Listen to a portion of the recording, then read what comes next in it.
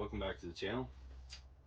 Today we've got my 1995 Honda Shadow 1100. It is the Ace American Classic Edition, I believe is what it's called. This used to be my dad's bike. He's no longer able to ride it, and I was fortunate enough to get it from him, so I'm super thankful. I've gone through a different couple bars. What I want to do today is try and swap out the bars again. The bars that came on this bike were like a beach style bar. The risers on it, they came down quite low, and with forward controls on it, sometimes you get turned, and I was into my knee quite a bit. Didn't feel real comfortable, especially trying to make a quicker tight turn. And then these bars I borrowed from a friend at work. More of a drag bar, not quite straight across, got a little bit of a bend. They're fun, super aggressive, nice to dive into corners with and stuff. But I do find like I'm kind of hunched, leaning forward. So my goal was to find 10-inch riser bars. 10-inch riser bars on a Honda Shadow. From everything I've read online, different forums, everything else from Honda, 10-inch is doable without having to replace any controls, wires, cables. It's basically a stock bolt-on as much of the parts. So I looked at Fort 9, and it was like 150 bucks. I hemmed and hawed. I waited way too long, of course, like usual. I should have just bought them when they were on sale. Then for some reason, a week later, they went up to like $230 for a 10-inch riser. They're a 1-inch bar. I had ordered new tires that I put on this, Shenko tires. They're a fantastic tire. Actually, they grip really good. They track great, nice and grippy.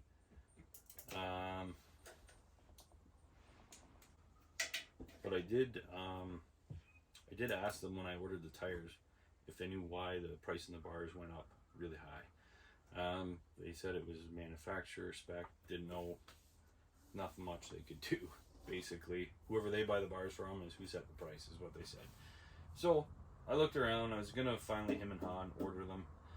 Just before I ordered them, I looked on Marketplace and I found a guy that was getting rid of a 10-inch riser for 60 bucks, which puts me about there. So now I go, instead of from down, it actually sits me back in a really nice, comfortable position. I think it's going to work out just great. They're not too high.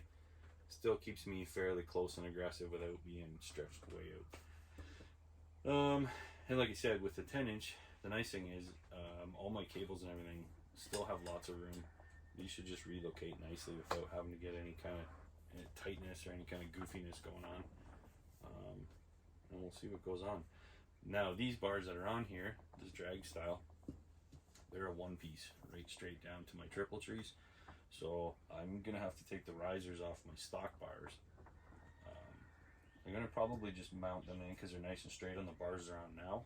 Tighten the risers out, then take the bars off. I have to put all my controls on first because I won't have enough to stretch it up and slide them out to put them on. So I'll kind of have to shimmy back and forth, then mount them last. And we'll get a position. I'm gonna go find some tools. We'll undo some stuff, loosen some stuff up, and we'll go from there. All right, kind of got ahead of myself a little bit. Started going at it, and took the stuff off, got everything off, and then I was like, oh crap, I forgot to video it. So anyway, took all my controls off. Even on the other bars, I couldn't slide them right off without taking the bars off, just because the cables aren't quite long enough.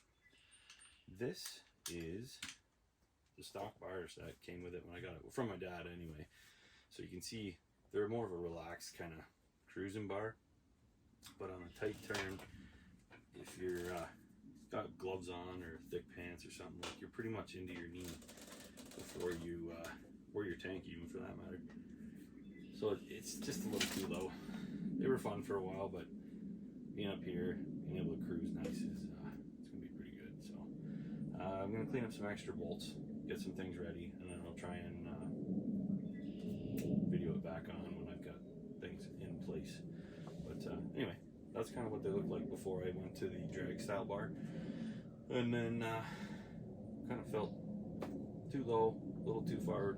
Kind of want to get into more of a riding relaxed position. And some longer rides this summer should be good. So let's do it. All right. So I'm back. Not gonna lie, I screwed up. So I kept calling everything else risers. They're 10-inch bars. The risers I'm using are the stock risers that came with the bike, the beach bars, when I got it from my dad. They were already on the bar and straight. So I put them on.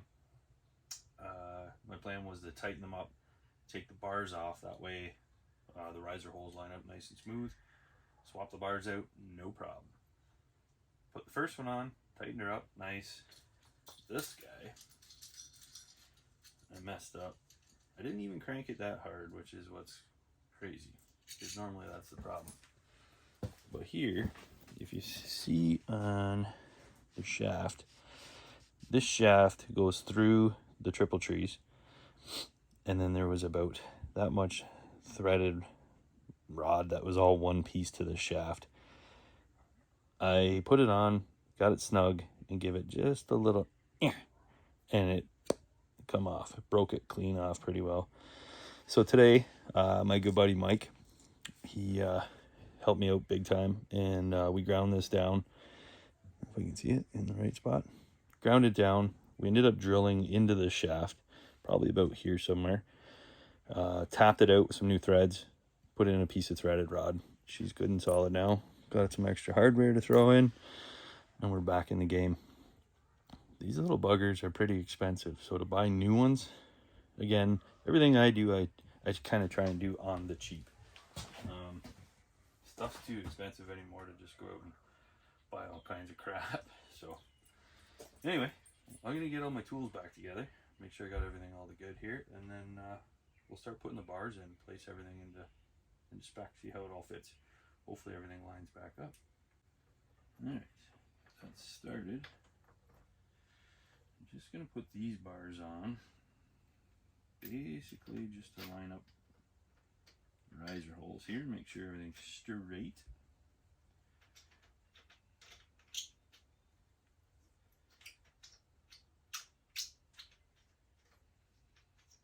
Anybody else ever break off the friggin' bolts on the bottom of these things? Put it in the comments, let me know. It sucks.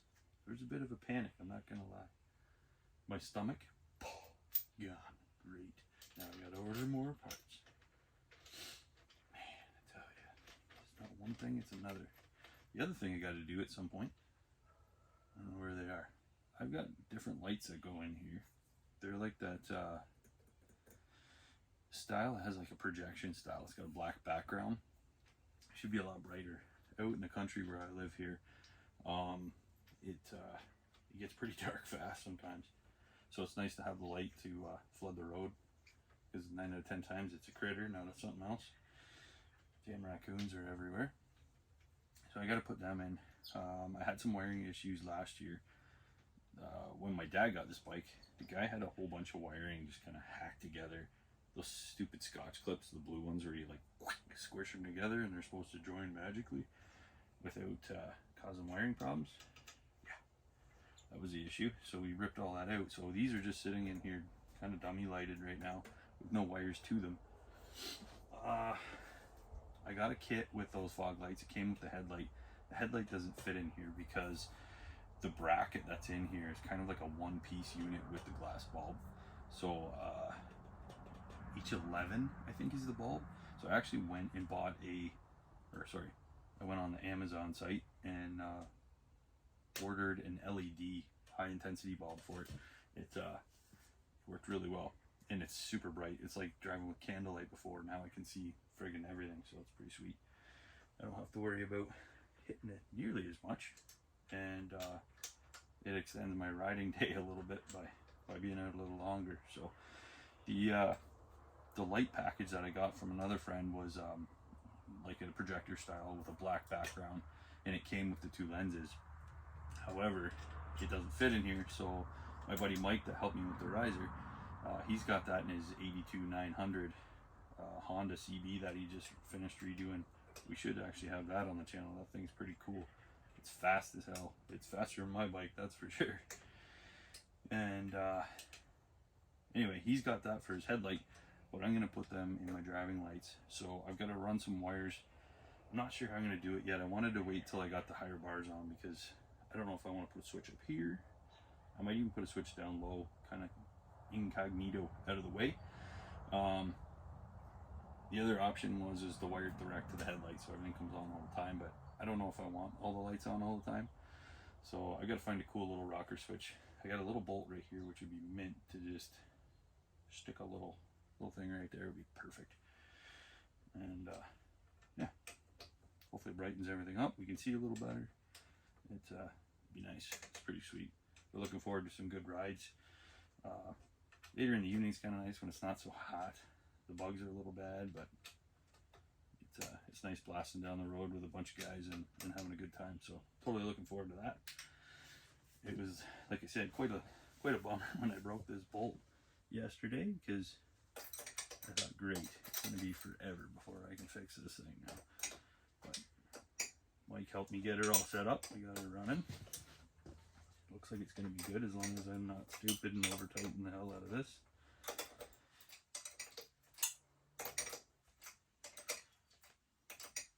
When I first got this bike from my dad too, it sat in his basement for quite a few years really, and so it stayed in good shape. For 95, it's pretty decent shape, but the way the gas is now around here, I tell you, it's brutal. It gels up, it turns rancid like almost after a week of sitting. It's nuts. And it only seems to be getting worse. So when I first got it from him, this thing would backfire and snap like somebody was shooting a 12 gauge shotgun behind me constantly. In fact, if I came on it, give it a ton of gas and let off, it would shoot like 5 feet of flames out the tailpipes. It's got Vance & Hines straight shot pipes on it, which are nice and loud, almost too loud. Nah. And then it's got Jardine forward controls on it that are quite forward. Sometimes I wish I had like a midline just to kind of like move my legs a bit, but you get used to it. It's not too bad. The way it is installed is actually backwards, or wrong, I should say. So most bikes, it's one down and the rest is up. This bike's different. So it's kind of almost like a built-in anti-theft. It also means your buddies can't just jump on it and screw it around, because they just don't go anywhere in 5th gear. But when I got to get on someone else's bike, or if I get the chance to ride something, I have to remember it's all backwards from this thing. So something different. You don't see many of these on the road. When I had to deal with the carburetors, I should see if I can find the link for that guy that I looked up. There's a guy that's on YouTube. If I find the link, I'll try and add it. He's got the exact same bike, same paint scheme, everything. It's pretty sweet. He broke down in 2 videos on taking the tank off, getting the carbs out, because they are jammed in there, like wicked bad. And they're a pain in the ass to take out. There is a certain way that you can turn them and twist them and stand on your head, stick your tongue out, and you know, all that stuff.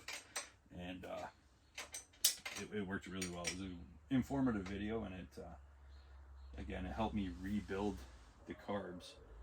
And I didn't even buy, nope, I lied. I didn't buy a rebuild kit. I was able, again, I take everything apart, clean it up, reuse as much as I possibly can. The one thing I did really need out of a kit was the 2 sleeves that have the rubber vacuum pod on the top. The rubber was cracked in a couple spots. It was sacked out, so it wasn't really working that well either. So it needed those for sure. But once I got all the crap out of it, not too tight, perfect. The amount of gunk and green, crusty, corroded crap that was in the bottom of the bowls was something else. It was nuts. So we got that all cleaned out and cleared up probably like 97% of my misfire and running and snapping and cracking. And then next I ended up putting new spark plugs in. this thing's kind of a bear for spark plugs. I'm not a big fan of that. You've got to get, like, they're easy to get at, but there isn't much room around the spark plug down into the cylinder. So you need like a super thin walled socket to get down in there, because everything I had wouldn't fit. It was just too thick of a wall, so I had to buy a really thin walled socket. Twice, because the first one wasn't thin enough. But yeah, it's working pretty good. Right now it seems to be owl mating season or something around here. And I've got barred owls that are just going bananas out there. You'll probably hear them soon. They literally sit right above you in the trees and just friggin' hoot all night long. Sounds like they're having a party.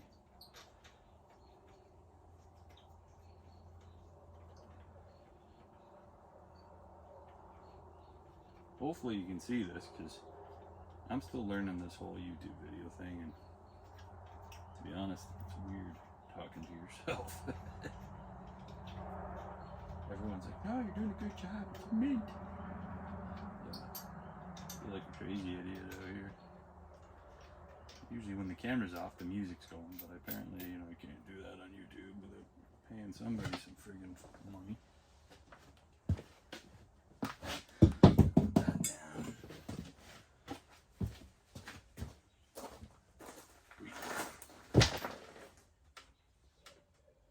That sounded like a pile of bolts. Oh yeah, there we go. Yeah, it's gonna be comfortable. Now, how do you guys find your riding style? Do you like to have your bars up high so you're stretched the way out, old BMX style? Do you like to line them up so they kind of go with your forks, cruiser style, old school easy rider? Kind of dragging a little bit forward, somewhere around there probably. We're gonna start with that. We'll move them after. Nope, almost screwed up again. This is where I need to think ahead. This doesn't happen very often. As you can see here, there's the owl. The choke cable won't allow me to pull this over. So, what I need to do is shimmy this on down through there, hopefully. Come on now. You like that? Right, son. Take off. There we go. Yes. There.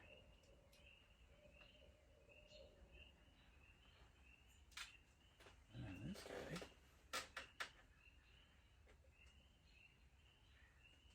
Oh yeah. See, this guy gotta shimmy it back the other way. Nope. Some idiot went and put screws back in that. Frick's sakes.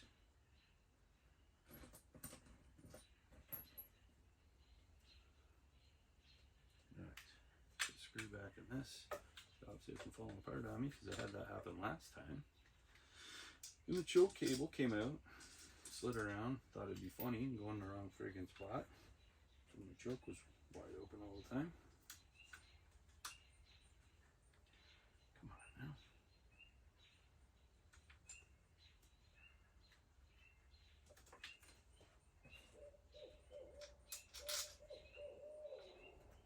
I don't know if you can hear that owl, but he's getting closer. He's coming over to see us.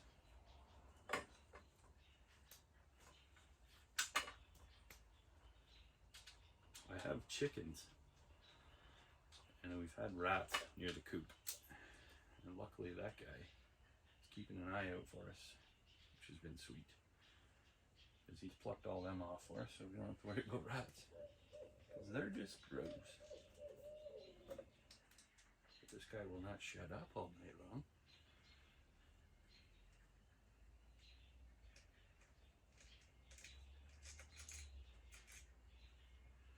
I'm sure there's probably a better way to do this, and everyone's got their opinion.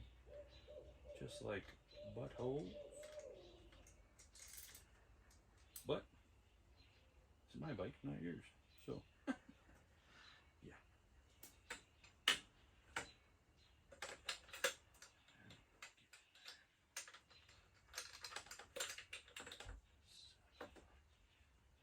Easy.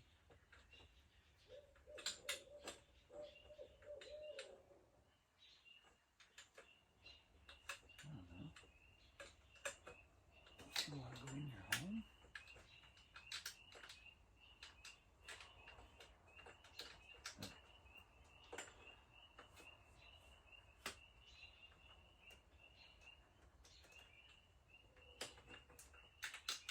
Why?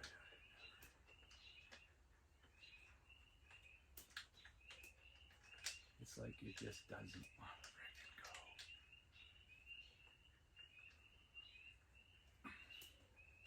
Well, I just freaking. Come on now. Oh, there it is.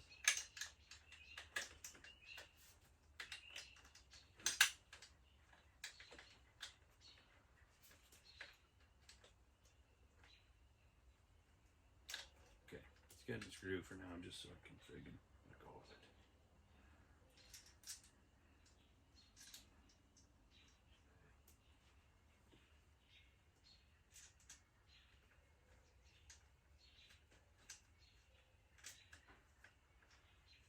Yeah, so I'm still learning to do the video thing, because I'm sure this is probably monotonous and boring as shit trying to watch me fight with this controller. So, if I can figure it out, I'll try and fast forward it a bit. You don't have to listen to me rant and swear at the stupid bar. Anybody else kind of new to this thing? Learning how to talk to your phone by yourself? Editing? Not sounding retarded when you talk? Let me know.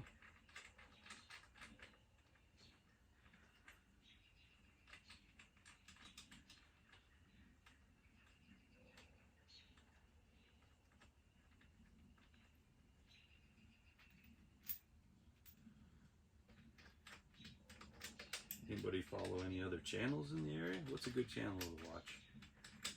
I'm definitely a fan of Derek and his family from White Creek Garage. He's always a good lad, fun to watch. Lots of cool tips and tricks to learn from him for sure. I wonder what Derek's doing. Actually, he was just here in Canada, in Moncton, New Brunswick. It's too bad it's so far away, or I would have definitely went and saw him there for sure. He was at a car show in Moncton. Apparently it's a pretty cool car show to go to too, which again, it's a bummer. It's like 12 hours I think from here, like southeastern Ontario or wherever I live. It's a long way. It'd be pretty cool to be able to see him though and talk to him, trying to chew his ear off, get some ideas. Who knows? Guy's a busy guy though. Right on. Oh dude, this is gonna be wicked.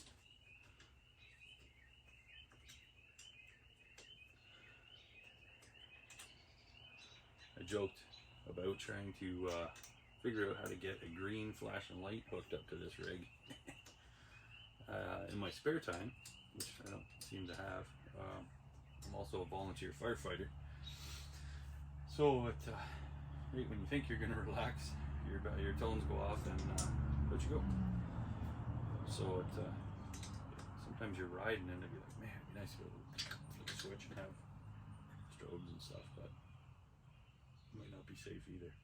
So anyway, I'm gonna monkey with this a bit, and I'll let you go get a cold refreshment, and once I figure some stuff out, I'll come right back and we'll have a better idea of what the heck I'm doing. Alright. I wanted to show you this actually. I just learned this on YouTube. It showed me a really cool trick. I gotta start like writing down people's stuff. One of them is putting these bloody grips back on without soaking it full of like excuse me, WD-40 or lube that never friggin' dries up. This guy used zip ties, put them into the handle grip, slid it on. I just pushed it on a little bit here, but and then you're supposed to be able to just friggin' slam it. Push it forward so the grip slides on the zip ties. So that's the idea anyway. Give her a little wow. Feels pretty good.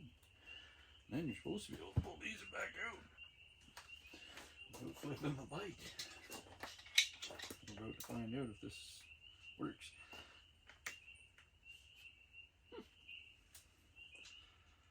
My luck, I'd break the damn zip tie off halfway in between. Or I'd take my teeth out trying to pull it. There we go.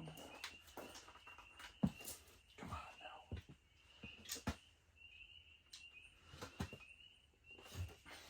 Just like that. Pretty slick.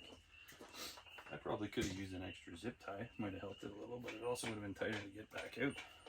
My grip's nice and tight. No slippage, nothing. Can't go wrong with that. That's pretty slick.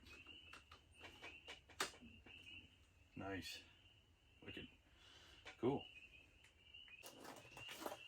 Alright. Well, a little bit of frustration happened, I'm not gonna lie. Forgot to record some more, of course. Got frustrated. Yeah. So on Hondas, I don't know if it's on any other bikes or vehicles or whatever, the controls have a little locator tab under the bottom. I thought it was okay. These bars have a crimp that starts like right about here and ends right about here, like a little divot, ditch, whatever you want to call it. Maybe these are from Harley, something different, but the locator pin on this control is back right where the handle grip basically starts. So it was just far enough that my control sat up here. I had a gap between my handle grip, which is bottomed out on the end of the bar. Enough that I probably could have put this on the inside, but then my clutch lever would have been sticking out here. Where's the wires? The wires that plug in here wouldn't have reached. It would have been a fiasco. It was basically, it's supposed to go this way. So what I did have to do was use a drill bit. I used a marker, kind of pulled it apart, marked where I had to, moved everything out, drilled a little locator hole in there, and then that allowed my controls to clip back together. It locks it in place. Everything's nice and tight. The gaps and everything. I got enough room for my choke lever. Works really well. And then of course on this side, same thing again. The locator on this though is probably almost middle of my control here for my throttle. So again, I had to mark it, drill it. Couldn't find drill bits. The drill bits are found. I broke. One went flying. I don't know where it went. Anyway, it was, yeah, I need new drill bits. So I got that in. Everything's locked in now. Then it came to the point where, is this where I want the bars? Feels pretty comfortable. I've got my controls kind of where I want them level wise. It's going to take a test run or two anyway. Get rid of this friggin' thing. Yeah. All right. Well, I think that just about does it. I've got some zip ties, tied up some of the wires. I just gotta cut the stupid little tabs off. But I think we got her. We're just gonna go for now and go for a good ride. Get a feel for it. May have to kind of move the bars depending on how it is. All in all, wasn't too bad. Like you said, it was nice having 10-inch bars, which everything I read, like you said, you don't have to change any of the wiring, any of the cabling. Everything works pretty good, other than maybe just moving the odd little wire, cutting some of the ties. Once I got it all fit, the level seems pretty good. So yeah, thanks for checking it out. Hopefully it made sense. I'm still getting used to this video thing, so I don't know if I'm in view, if it's friggin' recording or not. If you have any suggestions or anything else I could try, let me know. I kind of just winging it, so I haven't done this before where I had to locate the pins and make everything fit, but so far so good. And whatever I broke, I was able to fix, so that's even better. And I didn't have to buy new parts other than the bars. And thanks to the gentleman that was selling them, saved me a lot of money rather than buying them from Fortnite or Royal Distributing or anything like that, because man, these things are really going up in price. Even the riser that I broke, looking at some of these new risers, man, they're like a couple $100 easy. So I'm glad I was able to fix that. Thanks to my buddy Mike for helping me out big time with that. And we'll get some videos with Mike on the road, and a couple of the other guys will go for a good rip and check out some cool scenery. I'll try and get maybe a GoPro or something, or a different way to video it. Get some good rides. Looking forward to some awesome rides with those guys for sure. Check out some breweries, maybe check out some places to eat, some bike shows. There's definitely a few bike shows coming up around the area. Should be fun. You got a lot of cool stuff coming up too. I gotta get these lights working. I'll extend my riding time through the day into the night. The new light I did put in was a game changer. The light that came with it was like driving with a friggin' candle. It was brutal. Couldn't see like 10 feet in front of me. When I switched it to high beam, it didn't even make it brighter. It literally just moved the spot on the road in front of me. Amazon, I want to say it was like $69 or something for the LED light conversion bulb that went in its place, and it is night and day. It's a brighter white. It throws it farther. Now when I hit the high beam, it actually goes up on the road, and it covers a better portion of the trees. So it was a huge difference. So I can imagine with these new riding lights, I'm going to be able to light up the road a little better, catch these friggin' raccoons that are running out and taking off in front of me. Yeah, got lots on the go. I'm going to try and do some stuff with the kids. Like I said, I'm going to see if we can get out camping or do some wilderness stuff, maybe survival, maybe some stealth camping if you guys are into that kind of thing. Sneak around, find a cool spot to camp for the night, do some bushcraft stuff. My daughters they love getting outside, and I should get them out more, get them away from the phones and crazy people, and just have a good time. So thanks for sticking around, and please hit the like and subscribe if you're into this kind of thing. It does help our channel kind of get seen, and maybe I'll get better at this. Anyway, thanks very much for checking it out, and we'll see you on the next one.